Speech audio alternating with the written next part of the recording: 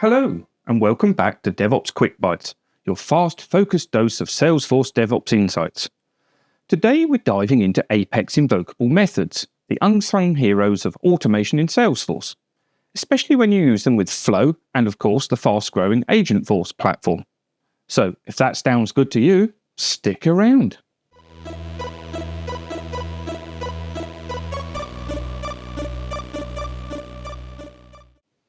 Invocable methods are special Apex methods that you can expose to declarative tools like Flow and Agentforce.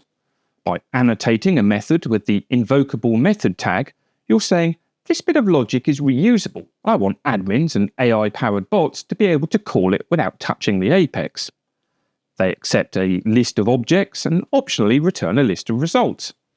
Each input object is usually a custom inner class decorated with Invocable Variable, which defines the fields that can be populated by the Flow or the Agentforce runtime.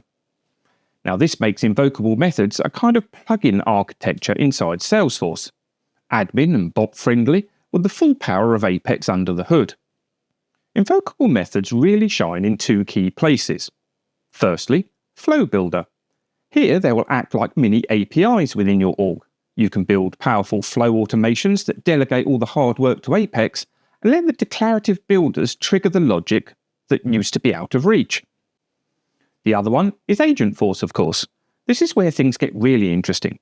Agentforce is Salesforce's AI-driven assistant, and it's designed to take actions and respond with intelligence, and integrate seamlessly with your CRM.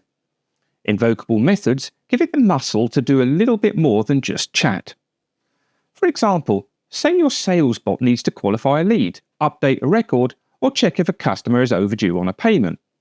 It's your invocable method that lets the agent say, sure, I'll take care of that, and actually follow through by triggering that back-end logic. And you control what the agent can do, how it does it, and under what conditions, all via Apex, safely scoped and auditable. Now, this not only empowers AI automation, but also aligns with your existing governance, security, and deployment strategies. Invocable methods are powerful because they promote reuse. Instead of copying business logic into flows, bots, and triggers, you can centralize it once in Apex and reuse it everywhere. They're also more secure because Apex gives you more control over data access and error handling than Flow or Screen interactions. And of course, they're DevOps ready.